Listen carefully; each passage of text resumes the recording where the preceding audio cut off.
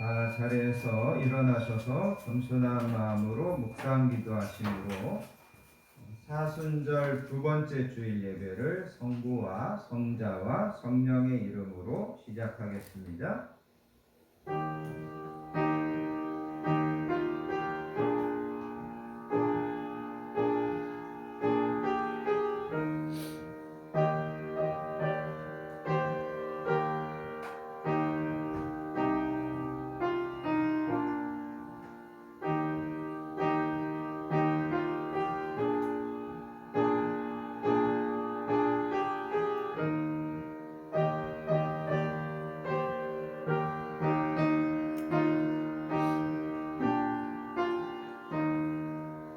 오라 너희 목마른 자들아 물로 나오라 돈 없는 자도 오라 너희는 와서 사 먹되 돈 없이 값 없이 와서 포도주와 젖을 사라 너희가 어찌하여 양식이 아닌 것을 위하여 은을 달아주며 배부르게 하지 못할 것을 위하여 수고하느냐 내게 듣고 들을지어다 그리하면 너희가 좋은 것을 먹을 것이며 너희 자신들이 기름진 것으로 즐거움을 얻으리라 너희는 귀를 기울이고 내게 나와 들으라 그리하면 너희의 영혼이 살리라. 아멘.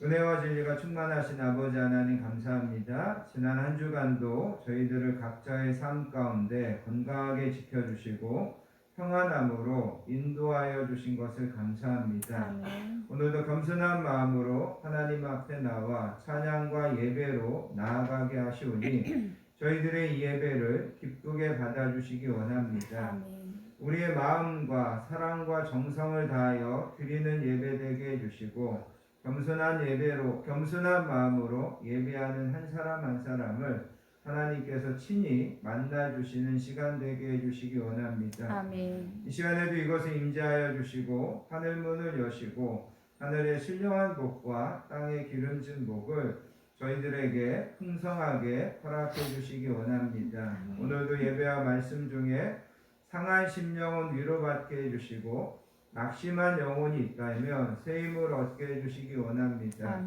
영육간의 연약한 지체들을 기억하셔서 치료의 광선을 비춰주시고 영육간의 강건함을 더해주시기 원합니다.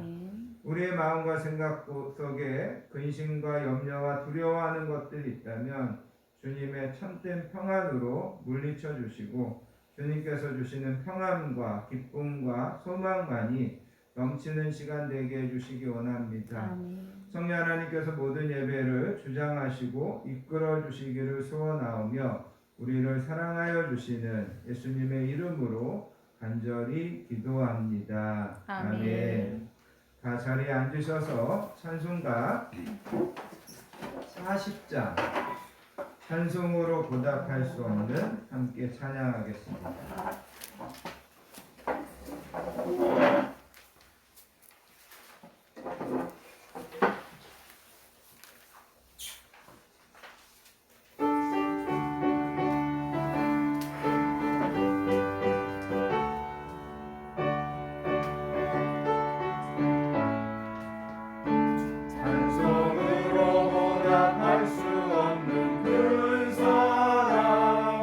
주님께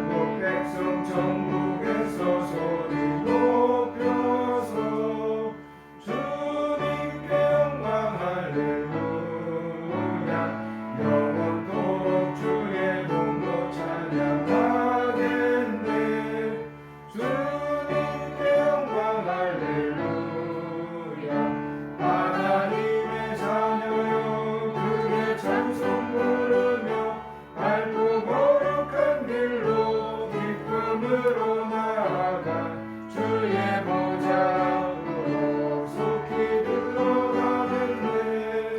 주님의 영광 할렐루야. 아멘. 사도신경하심으로 우리의 신앙을 하나님께 고백드리겠습니다. 전능하사 천지를 만드신 하나님 아버지를 내가 믿사오며 그 외아들 우리 주 예수 그리스도를 믿사오니 이는 성령으로 잉태하사 동정녀 마리아에게 나시고 본디오 빌라도에게 고난을 받으사 십자가에 못 박혀 죽으시고 장사한 지 사흘 만에 죽은 자 가운데서 다시 살아나시며 하늘에 오르사 전능하신 하나님 우편에 앉아 계시다가 저리로서 산 자와 죽은 자를 심판하러 오시리라. 성령을 믿사오며 거룩한 공회와 성도가 서로 교통하는 것과 죄를 사하여 주시는 것과 몸이 다시 사는 것과 영원히 사는 것을 믿사옵나이다. 아멘. 이 시간 계속해서 하나님 앞에 참회와 고백의 기도를 드리겠습니다. 한 주간 우리의 삶을 겸손하게 뒤돌아보기 원합니다. 한 주를 살면서도 하나님의 말씀과 하나님의 뜻을 우선하여 살기보다 여전히 내 주장과 내 고집과 내 뜻을 앞세워 살려고 했던 모습이 있다면 하나님 앞에 회개할 수 있기를 원합니다. 하나님은 항상 너희들의 모든 삶의 짐과 여정을 나에게 맡겨라 말씀하시는데 우리가 믿음이 없어 하나님께 맡기지 못하고 내 뜻대로 되지 않는 것들 때문에 하나님 앞에서 원망하고 불평하고 낙심했던 것들이 있다면 이 시간 그것도 하나님 앞에 회개할 수 있기를 원합니다. 하나님은 오늘도 우리에게 은혜 주시려고 부르셨는데 행여라도 내 안에 하나님의 은혜를 막고 걸림이 되는 것들이 있다면 성령님께서 이 시간 다 꾸짖어 주시고 옮겨 주셔서 예배와 말씀을 통하여서 온전히 은혜 받는 예배 되게 해달라고 이 시간 겸손한 마음으로 참회와 고백의 기도를 드리겠습니다. 하나님 아버지 감사합니다. 오늘도 저희들을 이렇게 예배의 자리에 불러주셔서 감사합니다. 하나님의 은혜를 사모합니다. 하나님 누구보다 이 시간 이 부족한 점을 머리 끝에서 발끝까지 주명하셔서 내 안에 있는 수하고 더러운 것을 다 물리쳐주시고 온전히 하나님 앞에 나를 드리고 나를 온전히 주장하는 저희를 되게 해주시기를 원합니다. 성령님 특별히 부족한 점과 함께하여 주시기 원합니다. 이 부족한 점을 사용하여 주시기 원합니다. 이 예배와 하나님의 성도님들을 위하여서 하나님의 영광을 위하여 교양의 수입받고 사역되는 시간이 되기를 원합니다. 성령님 부족한 점과 함께하여 주셔서 내 안에 아버지 하나님 어떠한 상황이 있든지 간에 주를 사모하고 주님을 바라보는 저희들에게 하시고 내 마음의 염려와 근심과 두려움은 다 주님 앞에 맡기고 하나님의 선하신 계획과 인도하심에 풍성한 아버지 우리 모두가 되게 하여 주시기 구합니다. 하나님 염려하고 주님의 백성을 내어놓사오니 하나님 함께하여 주시고 도와주시고 함께하여 주시기를 믿사오며 사랑받으신 예수님의 이름으로 간절히 기도하옵나이다. 아멘. 사랑과 긍휼을 풍성하신 아버지 하나님 감사합니다. 오늘도 저희들을 예배의 자리로 불러주시고 이 시간 겸손한 마음으로 참회와 고백의 기도를 드리게 하여 주시니 감사합니다. 저희들의 이 고백을 하나님께서 받아주시고 또 이 시간 저희들의 모든 죄와 허물을 깨끗하게 용서해 주시기 원합니다. 하나님의 뜻을 알고 하나님의 나라와 의를 먼저 구해야 됨을 알면서도 여전히 내 뜻과 내 욕심을 구하며 살았던 것을 용서해 주시기 원합니다. 좁은 길로 가야 되고 생명의 길로 가야 됨을 알면서도 여전히 세상에 넓고 편한 길로 갔던 저희들을 하나님 용서해 주시기 원합니다. 하나님이 무엇을 기뻐하시는지를 알면서도 그 길로 가지 못했던 저희들을 불쌍히 여겨주시기 원합니다. 하나님의 도우심과 은혜로 살면서도 내 힘과 내 능력으로 사는 것처럼 교만했던 저희들을 하나님 용서해 주시기 원합니다.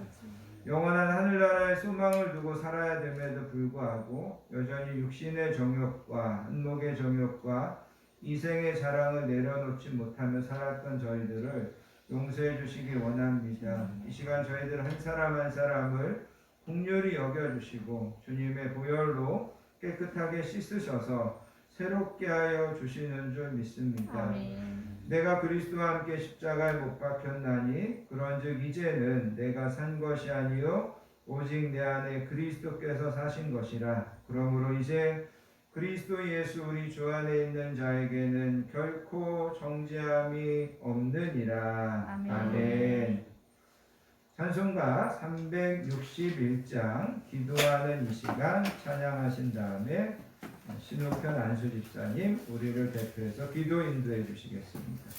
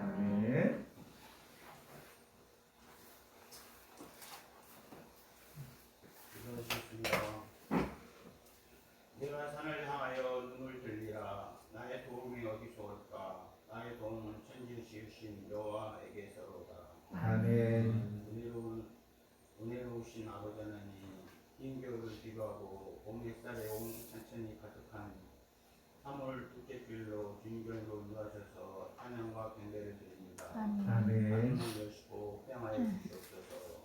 진정과 신령으로 드리기로 원합니다. 아멘. 주님, 지난 한 주간도 분주한 세상 속에서 무엇을 중요한지 모르고 제약된 일들을 회개하고 자복하오니 주님 용서하여 주시옵소서. 아멘. 인간의 생사복을 주관하신 아버지 하나님, 늘 저희들을 안전하게 보호해 주시고 좌절하지 않도록 소망의 길로 인도하심을 감사를 드립니다. 아멘. 가문의 담비로 주심도 감사를 드립니다. 아멘. 사랑의 주님, 온 국민이 코로나로 인하여 긴장하고 있지만 불처럼 늘어난 중한 상황을 공포에서 벗어나 깨어 기도하여 선하의 주님을 바라보며 거시한 풍랑을 잠재우시는 주님을 믿습니다. 아멘. 빨리 종식되어 우리 일상이 회복되도록 주님 역사하여 주시옵소서. 아멘. 주님 도와주시옵소서. 아멘. 될수 있을 것을 믿습니다. 아멘. 배워주시옵소서. 마음도 복경도하게 도와주시옵소서. 아멘.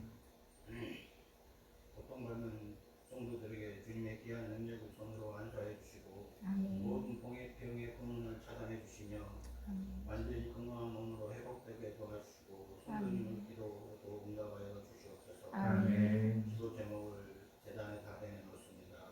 소망의 공인 맞이하여 움츠렸던 삶이 서서히 피어나게 하시고 우리 연행 속에 하나님의 사랑이 넘치기를 원합니다. 주의 아멘. 강선을 비춰주시옵소서. 아멘. 이 나라를 지으시고 주관하신 아버지 하나님, 경제적으로 안보적으로 어려운 상황에 새로운 수장을 혼란 속에 세워주시니 감사를 드립니다. 아멘. 오늘 인비대 공무원으로서 소식이 끝까지 변하지 않도록 도와주시고 말보다 행동하는 지도자로 붙들어 주시옵소서. 아멘. 우리 국민들이 서로 화합 관계하게 도와주시고 상처와 아픔을 치유하는 가슴 따뜻한 민족으로 축복하여 주시옵소서. 아멘. 성령도 주시고 단결도 주시옵소서. 아멘. 우크라이나로 사태를 거대한 오판한 푸틴에게도 징계하여 주시고 하루빨리 종식되어 시행자가 나오지 않도록 주님 도와주시옵소서. 아멘. 지금도 슬피는 소리가 들리는 것 같습니다. 능력의 주님, 우리들의 양떼에 밤낮으로 기도하는 목사님 기도를 응답하여 주시고 구원도 허락하여 주시옵소서. 아멘. 우리 건강으로 붙들어 주시고 성령의 능력으로 선포되는 말씀이 우리의 영혼을 변화하게 치유하는 역사가 일어나게 도와주시옵소서. 아멘. 빛을 비춰주시옵소서. 아멘. 어려운 가운데 봉사하고 성도의 천사들 일일이 대화해 주시고 기쁨으로 감당하게 기별하여 주시옵소서. 아멘. 소망도 허락하여 주시옵소서. 주의 학교 학생들, 청년들 급변하는 세대에 바로 서게 도와주시고 건강도 또 훈련도 일일이 챙겨 주시옵소서. 아멘. 여호와를 시 부르며 지혜가 있게 하여 주시고 하나님을 경험하는 삶이 그들의 삶을 지배할 수 있도록 주님 도와주시옵소서. 아멘. 지금 처음 시간입니다. 성삼위 성령께서 명하셔 주실 걸 믿으며 마귀 뚫 못하게 도와주시고 주님 홀로 영광 받으시옵소서. 아멘. 저희들을 계속하여 구원의 기쁨을 주시는 예수님 이름으로 감사드리며 기도하였습니다. 아멘.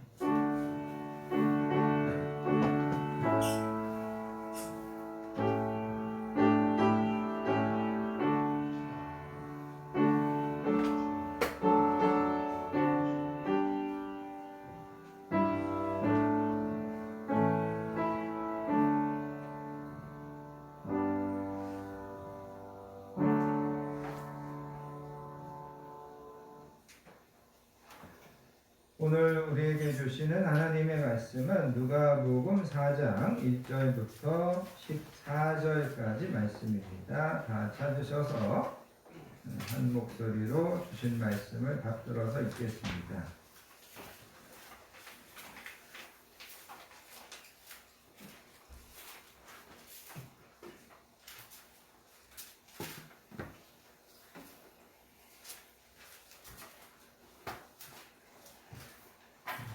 제가 가진 성경으로 신약 성경 93페이지 누가복음 4장 1절부터 13절까지 말씀 다 찾으셨으면 주신 말씀을 천천히 함께 한 목소리로 받들어서 읽습니다. 예수께서 성령의 충만함을 입어 요단강에서 돌아오사 광야에서 40일 동안 성령에게 이끌리시며 마귀에게 시험을 받으시더라. 이 모든 날에 아무것도 잡수시지 아니하시니 날수가 다함에 줄이신지라. 마귀가 이르되 내가 만일 하나님의 아들이거든 이 돌들에게 명하여 떡이 되게 하라. 예수께서 대답하시되 기록된 바 사람이 떡으로만 살 것이 아니라 하였느니라. 마귀가 또 예수를 이끌고 올라가서 순식간에 천하 만국을 보이며 이르되 이 모든 권위와 그 영광을 내가 내게 주리라. 이것은 내게 넘겨준 것이므로 내가 원하는 자에게 주노라. 그러므로 내가 만일 내게 전하면 다 내 것이 되리라. 예수께서 대답하여 이르시되 기록된 바 주 너의 하나님께 경배하고 다만 그를 섬기라 하였느니라. 또 이끌고 예루살렘으로 가서 성전 꼭대기에 세우고 이르되 내가 만일 하나님의 아들이거든 여기서 뛰어내리라. 기록되었으되 하나님이 너를 위하여 그 사자들을 명하사 너를 지키게 하시리라 하였고 또한 그들이 손으로 너를 받들어 내 발이 돌에 부딪히지 않게 하시리라 하였느니라. 예수께서 대답하여 이르시되 주 너의 하나님을 시험하지 말라 하였느니라. 마귀가 모든 시험을 다한 후에 얼마 동안 떠나니라. 아멘. 요한복음 16장 33절에서 보시면 예수님께서 이런 말씀을 하십니다. 이것을 너희에게 이루노니 너희로 내 안에서 평안을 누리게 하려 함이라. 세상에서는 너희가 환난을 당하나 담대하라. 내가 세상을 이기었노라. 여기 담대하라는 말은 기운을 내라 그런 뜻입니다. 그 다음에 유쾌해라 그런 뜻입니다. 유쾌해져라. 그 다음에 마음을 강하게 하라. 우리가 세상을 살다 보면 분명히 환난도 있고 어려움도 있습니다. 그런데 그럼에도 불구하고 예수님은 담대해라, 기운을 내라, 마음을 강하게 해라 이렇게 말씀하십니다. 왜냐하면 예수님께서 세상을 이기셨기 때문입니다. 그리고 예수님은 나와 여러분들이 예수님을 믿고 예수님을 따라 세상을 이길 것이다 이렇게 이야기하고 있습니다. 물론 예수님께서 제자들에게 강하고 담대해라 또 내가 세상을 이길 것이다 이렇게 말씀하신 것은 예수님이 십자가를 지시기 전입니다. 예수님이 부활하시기 전입니다. 그럼에도 불구하고 예수님은 제자들에게 내가 세상을 이길 것이다 이렇게 미래형으로 이야기하지 않고 내가 세상을 이기었다 완료형으로 말씀하시는 것을 보게 됩니다. 그래서 예수님은 내가 세상을 이겼기 때문에 너네는 담대하게 살아야 된다 이렇게 말씀하고 있다라는 거죠. 여러분 지난주에 말씀드린 것처럼 올해 이제 사순절이 시작됐습니다. 그래서 오늘이 이제 사순절 둘째 주일인데 제가 매년 이제 사순절이 되면 어떤 주제를 가지고 그 사순절 설교를 하게 됩니다. 그런데 올해 이 사순절 설교의 핵심 키워드는 뭐냐면 승리입니다. 이기는 것, 승리. 예수님께서 내가 세상을 이기었다 그렇게 말씀하셨습니다. 그래서 여러분 오늘부터 계속해서 사순절 기간 동안 승리, 이김이라고 하는 주제를 가지고 여러분과 함께 은혜를 나누고자 합니다. 오늘 우리가 읽은 이 누가복음 4장에 보면 예수님께서 광야에서 마귀에게 시험을 당하십니다. 세 가지 종류의 시험을 당하시는데 예수님께서 결국은 마귀를 이기십니다. 그리고 중요한 것은 예수님의 이런 승리가 나와 여러분들에게 우리가 어떻게 하면 이길 수 있는지 이기는 지혜를, 이기는 방법을 우리에게 가르쳐 준다는 겁니다. 그리고 또 한 가지 예수님은 분명히 뭐라고 말씀하시냐면 나와 여러분들이 예수님의 승리를 믿으면 예수님의 승리가 우리의 승리가 되고 우리도 예수님을 따라서 반드시 이길 것이다 이렇게 약속하고 있다는 겁니다. 그래서 여러분 오늘의 이 본문의 말씀이 그런 면에서 되게 중요한 겁니다. 예수님이 이렇게 하시니까 이기는구나. 우리도 이렇게 하면 이길 수 있겠구나. 이걸 우리에게 가르쳐 주시는 겁니다. 그리고 예수님의 이 이김을 우리가 분명히 믿으면 예수님의 이 이김이 우리의 이김이 되고 예수님의 승리가 나와 여러분의 승리가 된다는 것을 여러분들이 기억하시기를 바랍니다. 아멘.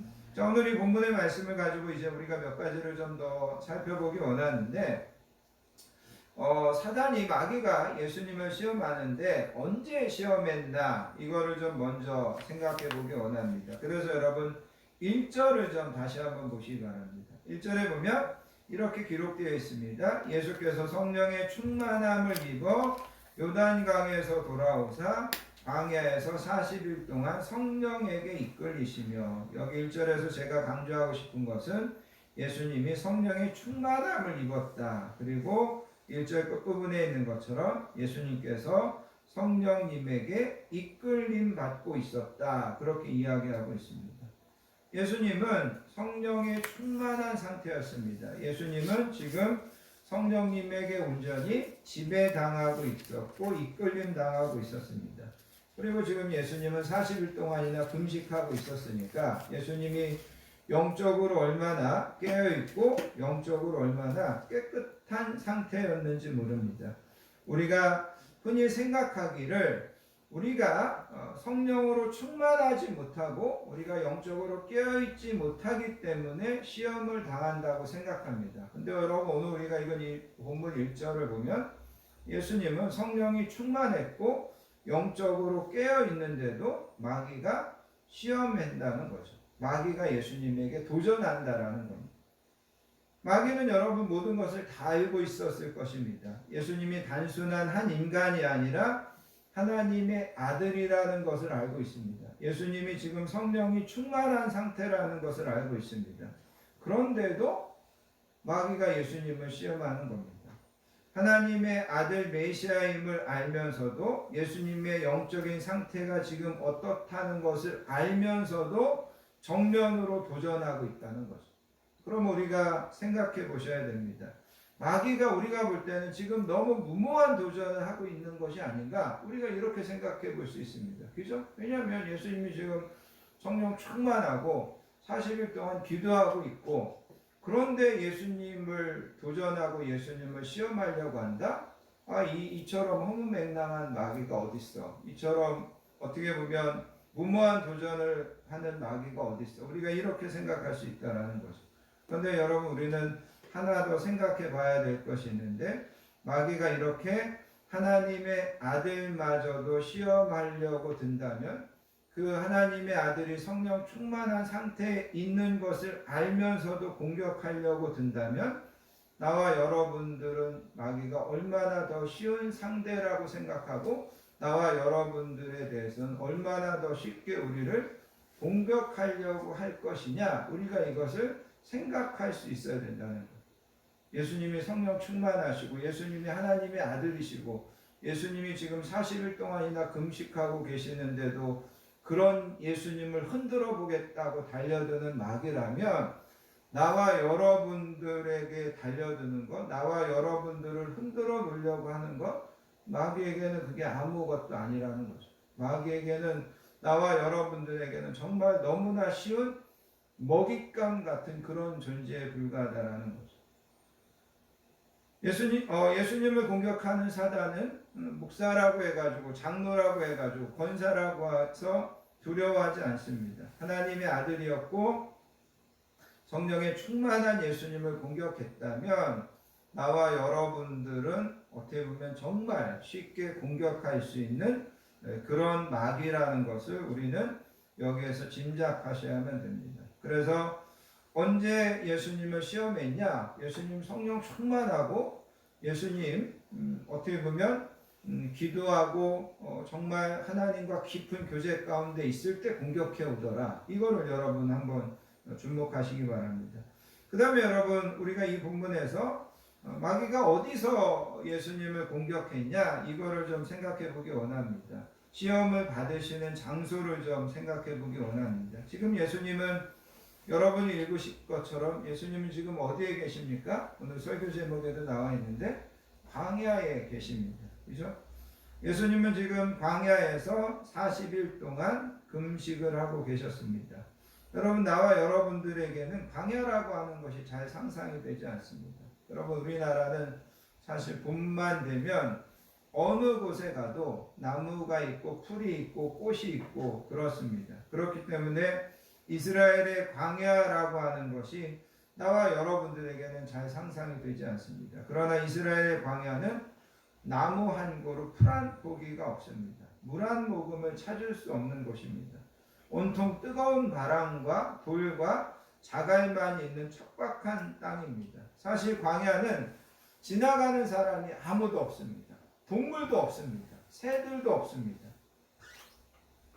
우리는 많은 사람이 모여있는 곳에서 또한 이런저런 화려한 밤문화가 있는 곳에서 시험을 받을 것이라고 예상합니다. 물론 그런 데 있을 때 우리는 시험을 훨씬 더 잘 받을 수 있습니다. 그런데 오늘 우리가 읽은 이 본문에 보면 예수님은 아무도 없는 곳에 이 광야에 홀로 계십니다. 예수님의 시선을 빼앗고 예수님에게 무슨 대화를 하고 또 예수님에게 뭐라고 그럴까요? 예수님이 혼자 조용히 기도하고 이런 것들을 방해하는 것이 아무것도 없습니다. 그런데도 마귀는 예수님을 시험하고 있습니다. 홀로 있고 광야에서 일부러 예수님께서 이 세상을 피하여서 그 조용한 곳에 가 있는데 마귀는 그곳까지 쫓아왔다라는 거죠.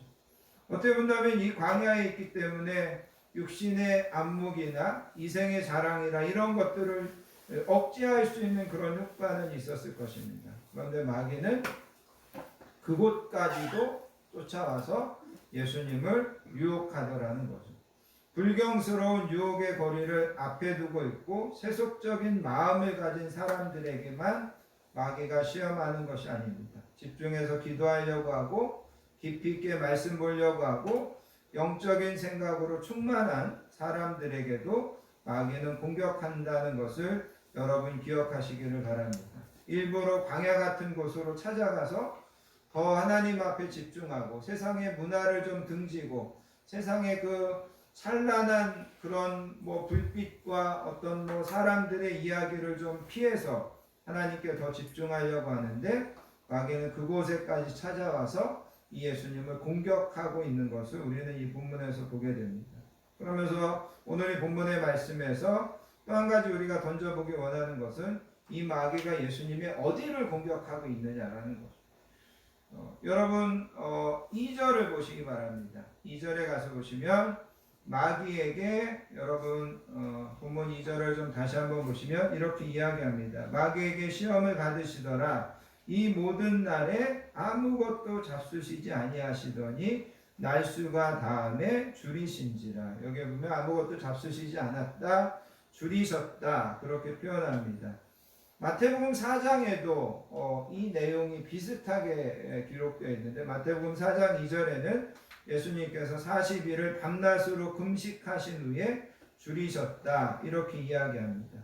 예수님은 하나님의 아들이지만 나와 여러분들과 똑같은 육체를 가지고 있었기 때문에 40일 동안 금식하시면 대단히 배가 고프시게 됩니다. 그리고 예수님은 어떻게 본다면 그 돌들이 떡으로 보일 정도로 그렇게 어떻게 보면 배고픔 가운데 고통당하고 있었습니다. 그런데 그런 상황에서 마귀는 예수님을 찾아와서 공격합니다. 여러분 40일 동안 금식하면 사실 영적으로는 충만할지 몰라도 육체적으로는 대단히 쇠약해집니다. 걸어다니는 것, 사람들을 만나서 이야기하는 것 이것 자체가 좀 힘들고 이것 자체가 좀 꺼려집니다. 그런 면에서 예수님은 좀 쉬셔야 됩니다. 제대로 지쳐서 걷지도 못할 정도입니다. 그런 예수님에게 찾아와서 마귀는 공격하더라는 것. 어떻게 보면 잔인하고 어떻게 보면 간교합니다. 그리고 마귀는 예수님의 사정을 전혀 봐주지 않습니다. 마귀는 누구에게 어떤 약점을 가지고 있다는 것을 누구보다도 잘 알고 있습니다. 그리고 그 약점을 끝까지 물고 늘어지는 것을 여러분 기억하셔야 됩니다. 여러분들이 어떤 시험에서 또 여러분들이 어떤 약점을 가지고 있다면 마귀는 절대로 그것을 놓치지 않습니다. 집요하게 거기를 공격하고 잔인하게 그것을 물어뜯습니다. 여러분들이 지쳐 있어도 여러분들에게 지금 어떤 가정적인 문제겠고 여러분들에게 어떤 심리적으로 어려움이 있어도 마귀는 잠깐이라고 놔주지 않습니다. 도리어 더 그런 때 마귀가 공격하는 것을 보게 됩니다. 그렇게 40일 동안이나 금식하셔서 지쳐있고 그렇게 배고프신데 그 배고픈 것을 파고들어서 예수님을 공격하시는 것을 보게 되더라는 거죠. 자, 그러면 여러분 3절을 보시기 바랍니다. 3절에 보면 마귀가 이렇게 이야기합니다. 내가 만일 하나님의 아들이어든 이 돌들에게 명하여 떡이 되게 해라. 여러분 예수님은 40일 동안이나 줄이셨고 예수님의 배고픔은 지금 극에 달해 있습니다. 이 배고픔을 자극해 가지고 돌로 떡을 만들어 먹어라 이렇게 이야기합니다.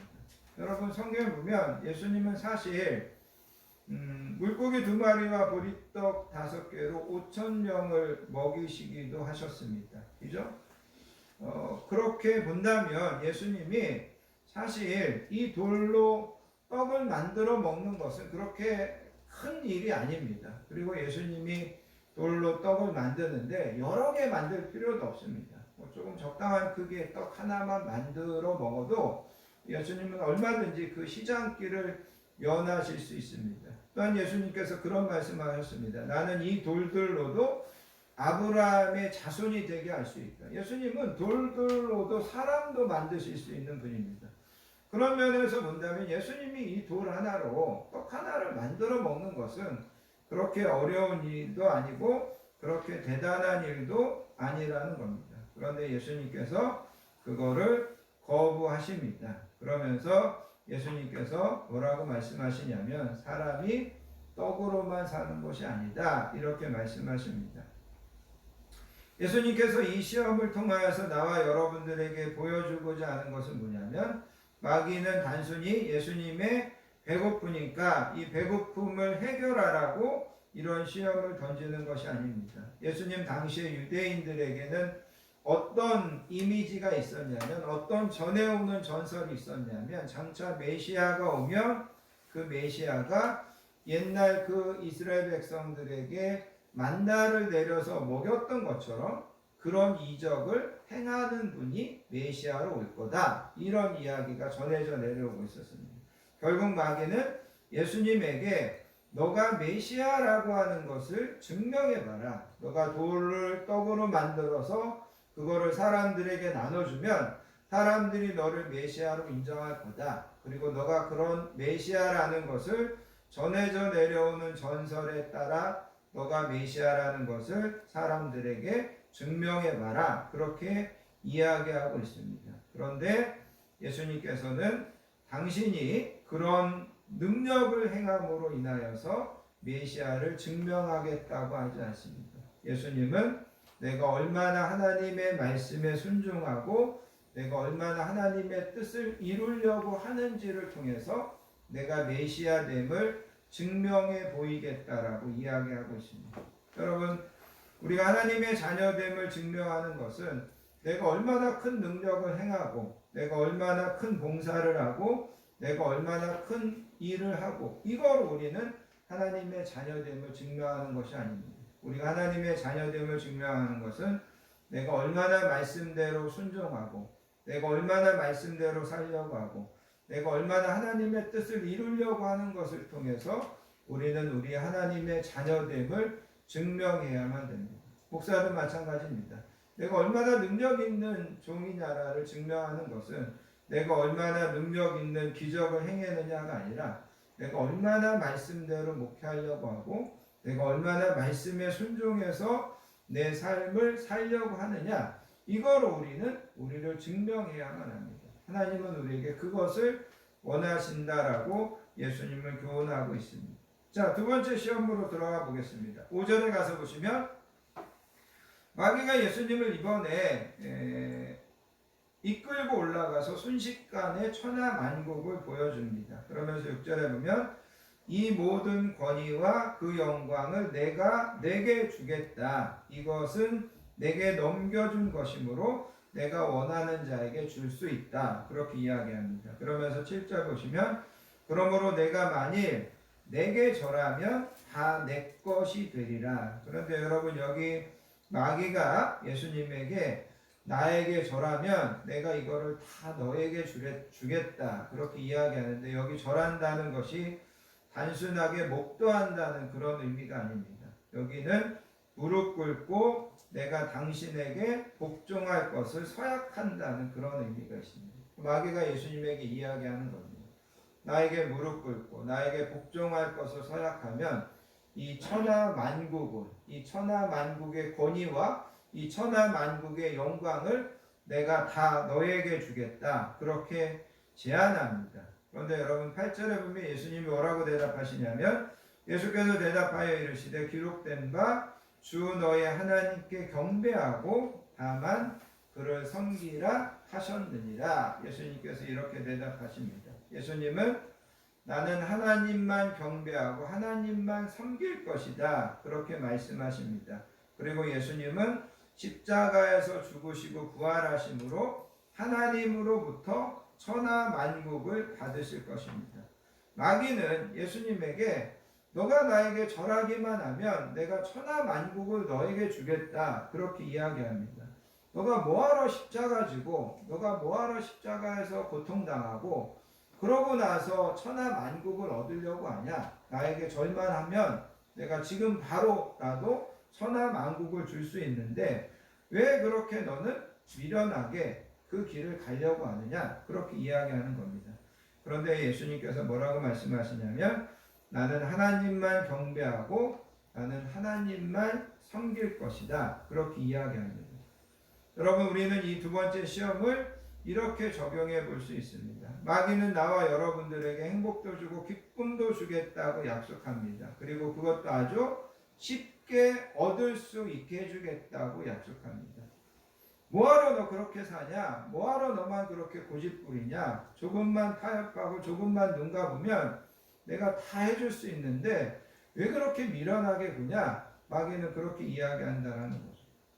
그런데 하나님도 나와 여러분들에게 행복도 주고 기쁨도 주고 성공도 주겠다고 말씀합니다. 그런데 차이가 있습니다. 마귀가 주는 방식은 나와 여러분들이 세상과 타협해야 되고 다른 사람들과 같이 넓은 길로 가야 되고 적당하게 하나님을 믿어야만 우리가 그것을 받을 수 있다고 합니다.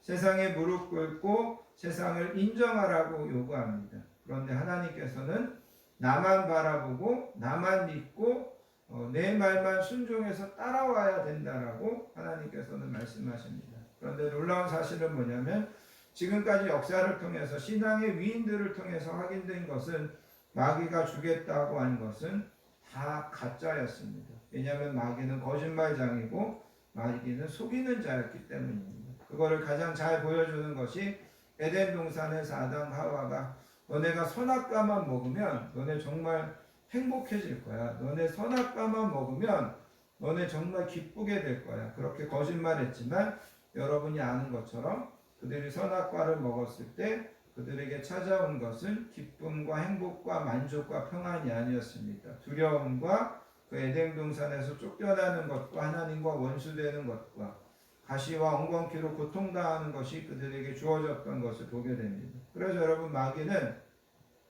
지금도 수많은 사람들에게 기쁨을 주겠다고 행복을 주겠다고 이야기하지만 정작 우리가 그 마귀에게 무릎 꿇고 그에게 복종하겠다라고 이야기했을 때 마귀가 우리에게 주는 것은 허무함과 또 어떻게 본다면 순간적인 쾌락으로 인한 더 큰 갈증과 이런 것들만은 우리에게 준다라는 겁니다.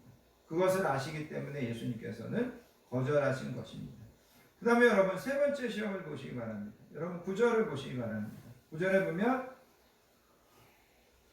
또 이끌고 예루살렘으로 가서 성전 꼭대기에 세우고 이르되 내가 만일 하나님의 아들이여거든 여기서 뛰어내려라 그렇게 이야기합니다. 그러면서 하나님이 너를 위하여 그 사자들을 명하사 너를 지키게 하시리라 하였고 또 그들이 손으로 너를 받들어 내 발이 돌에 부딪히지 않게 하시리라 하였느니라. 그러면서 마귀는 예수님에게 세 번째 시험을 하는데 성전 꼭대기에서 너 한번 뛰어내려 봐라 그렇게 이야기해요. 너가 뛰어내리면 하나님이 분명히 천사들을 보내서 너를 안전하게 받아줄 거다. 너가 돌에 부딪히지 않도록 하나님께서 지켜줄 거다. 그렇게 이야기합니다. 그러면서 여러분 여기 성경을 자세히 보시면 마귀가 예수님이 계속해서 하나님의 말씀을 인용해서 자기를 대적하니까 여러분들 10절에 보면 하나님이 너를 위하여, 그 다음에 여러분 11절에 보면 그들이 손으로 너를 받도록, 그러면서 여기 마귀도 하나님의 말씀을 인용합니다. 근데 여러분 이 성경을 자세히 찾아보면 마귀가 하나님의 말씀을 그대로 인용하는 것이 아니라 교묘하게 속여서 인용합니다. 그래서 여러분 지금도 이단이나 또 잘못된 교회가 가장 많이 하는 것이 뭐냐면 말씀을 가르치는데 교묘하게 속이는 겁니다. 말씀을 가르치는데 교묘하게 어떻게 보면 사람들에게 거짓말을 하는 것이라는 것이죠. 그러면서 이 예수님에게 그 성전에서 떠내려 봐라. 그럼 하나님이 너 안전하게 돌에 부딪히지 않게 지켜줄 것이 아니냐, 그렇게 이야기합니다. 그때 예수님께서 12절에 뭐라고 말씀하시냐면 주 너의 하나님을 시험하지 말아라. 그런데 여러분 이 주 너의 하나님을 시험하지 말아라라는 말이 어디에서 나오냐면 우리가 출애굽기에 가서 보시면 이스라엘 백성들이 마사라는 곳에 가게 되는데 거기에 가서 물이 없게 됩니다. 그래서 물이 없어서 하나님을 원망합니다. 뭐라고 원망하냐면 모세에게 당신이 어찌해서 우리를 애굽에서 인도하여 내어서 우리와 우리 자녀와 우리 가축을 목말라 죽게 하느냐, 그러면서 하나님에 대해서 원망하더라는 거죠. 그런데 성경은 이 부분에 대해서 뭐라고 설명하냐면 이스라엘 백성들이 여호와를 시험하여 여호와께서 우리 중에 계신가 아니 계신가 하였음이더라, 그렇게 이제 설명합니다. 그러니까 뭐냐면 이스라엘 백성들이 하나님을 원망하고 하나님 앞에 불평하고 이것을 하나님이 안 계셔서, 하나님이 지금 우리를 돌보시지 않으셔서 우리가 이런 어려움을 당한다라고 이야기하고 생각한 것에 대해서 그것이 하나님을 시험한 것이다라고 하나님은 말씀하십니다. 그리고 하나님은 그것에 대해서 되게 크게 노하시는 것을 보게 됩니다. 만약 예수님께서 성전에서 뛰어내린다면 그거는 하나님을 시험하는 겁니다. 그리고 그거는 사람들에게 뭔가를 보이려고 하는 그릇된 표적을 구하는 겁니다. 하나님이 나를 정말 사랑하시는지 시험하는 것이 됩니다. 하나님이 정말 나를 안전하게 받아주시는 것인지 시험하려고 하게 되는 것입니다. 그런데 그것에 대해서 예수님은 분명히 이야기합니다. 나는 나의 하나님을 절대로 의심하지도 않고 절대로 시험하지도 않겠다. 아무리 하나님과 나와의 신실한 관계를 공격하려고 해도 나는 흔들리지 않겠다. 나는 하나님에 대한 절대적인 신뢰를 잃어버리지 않겠다. 이렇게 이야기하고 있다는 겁니다. 그래서 여러분, 나와 여러분들이 하나님을 믿으면서 신앙생활을 하면서 우리가 조심해야 되는 것 중에 한 가지가 뭐냐면 하나님을 시험하려고 하지 말라는 거죠. 하나님이 나를 정말 사랑하시나? 하나님이 정말 나를 지금의 내 모든 형편을 알고 계시나? 이거를 여러분들이 알아보려고 하는 것, 이것이 자칫 우리가 하나님을 시험하는 죄를 범하게 된다는 겁니다.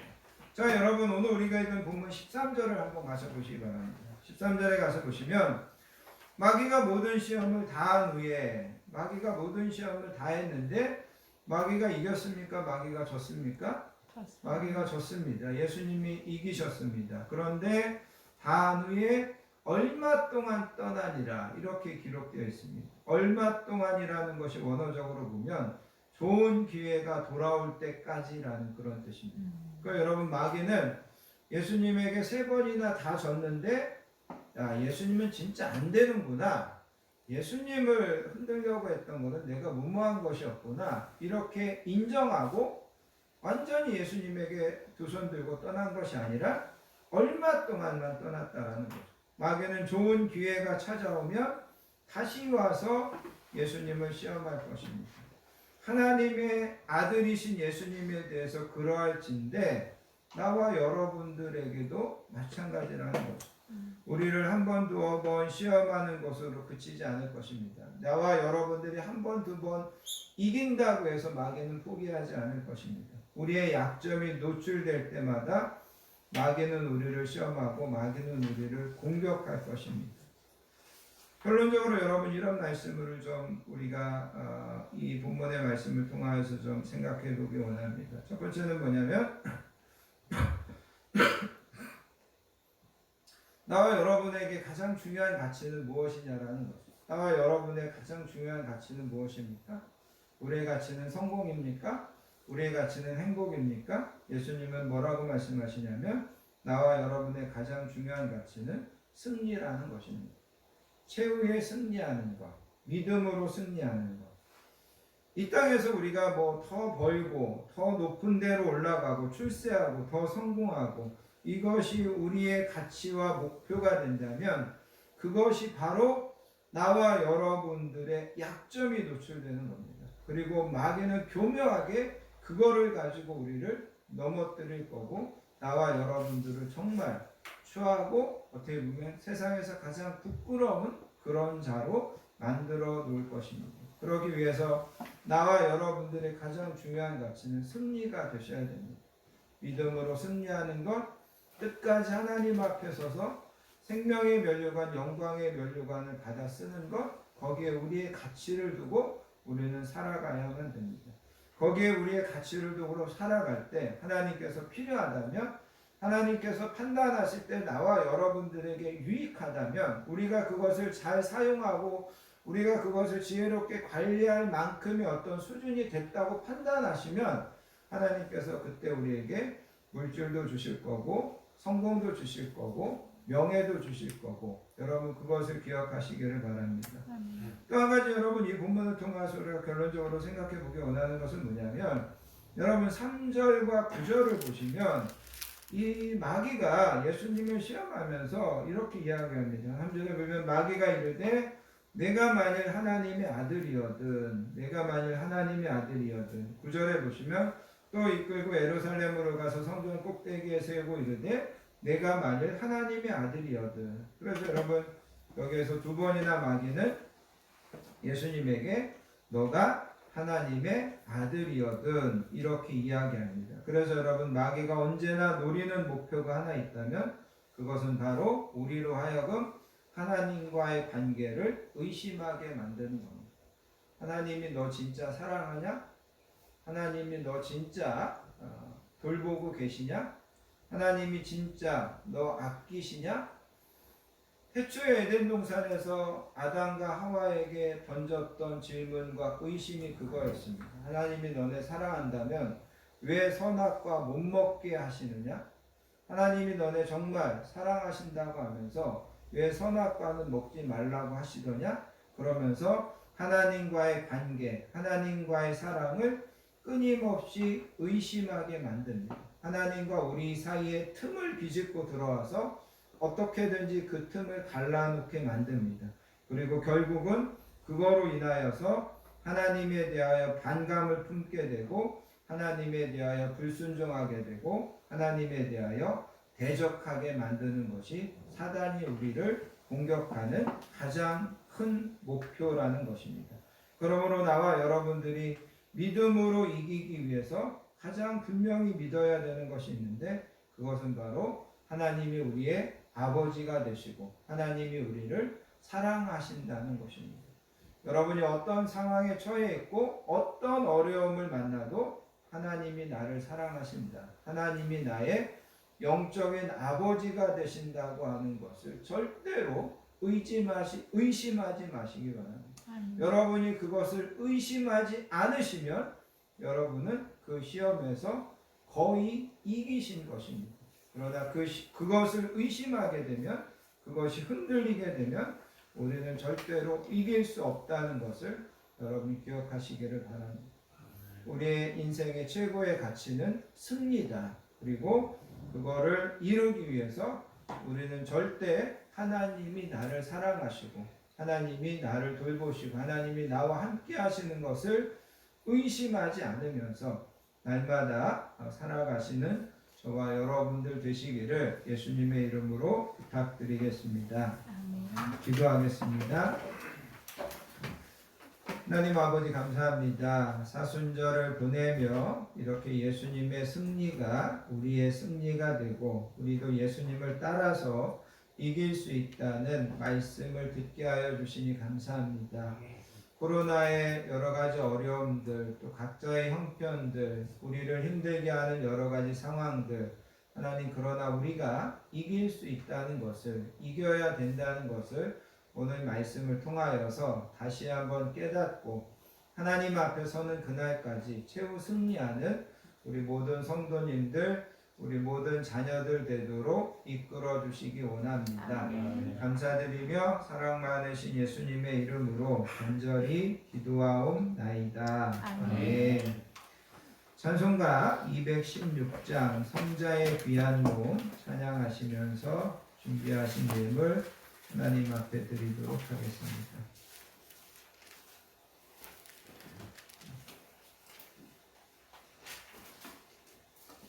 (1절과) (3절과) (4절만) 부르시겠습니다.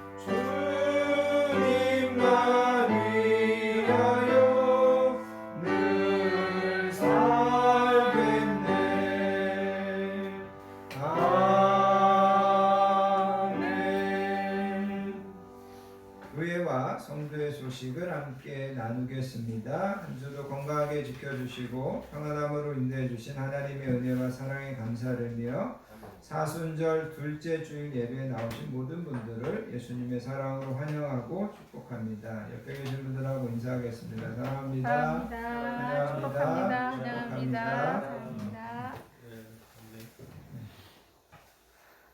코로나가 되게 멀리만 있는 줄 알았는데 요즘에는 정말 가까운 데까지 막 훅훅 들어오는 것 같습니다.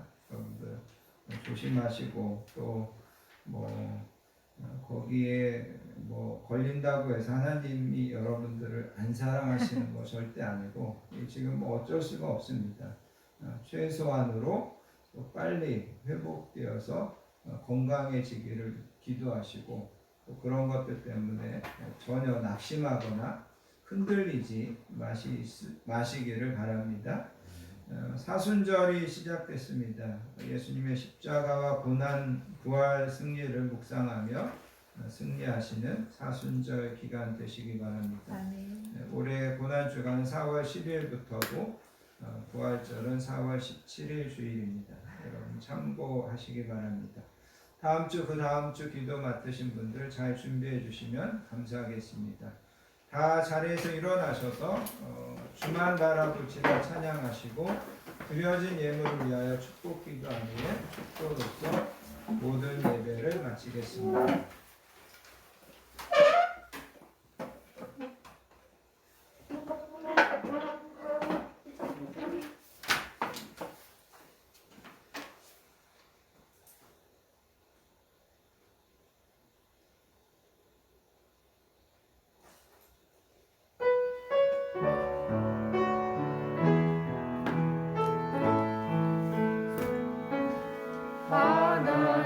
하나님의 사랑을 사모하는 자 하나님의 평안을 바라보는 자 너의 모든 것 창조하신 우리 주님이 너를 얼마나 사랑하시는지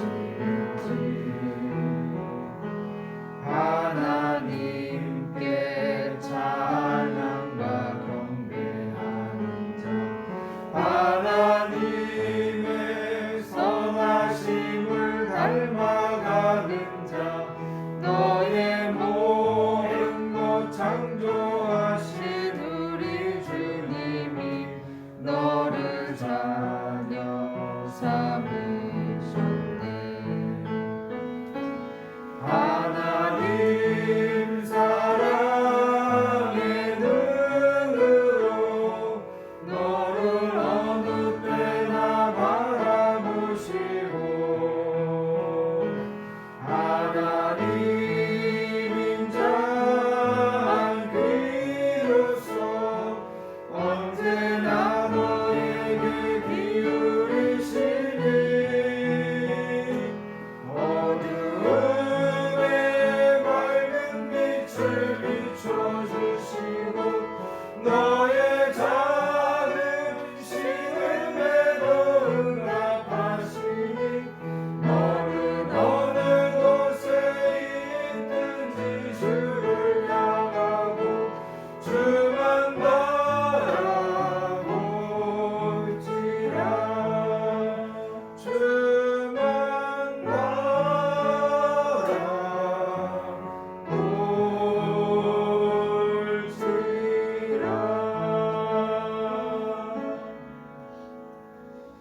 하나님 아버지 감사합니다. 우리가 하나님의 자녀들이 함께 모여서 우리의 시간과 마음을 구별하여 예배로 영광 돌리고 하나님 우리에게 허락하여 주신 귀한 물질을 우리의 정성과 우리의 소원과 기도 제목을 담아 이 시간 하나님 앞에 올려드립니다. 하나님 기쁘게 흠양하여 주시고 우리가 기도하고 우리가 소원하는 것보다 더 선하게 더 좋은 것들로 우리 모든 성도님들과 가정과 자녀들과 하는 일들 가운데 만배로 갚아주시고 형통하심으로 채워주실 줄 믿습니다.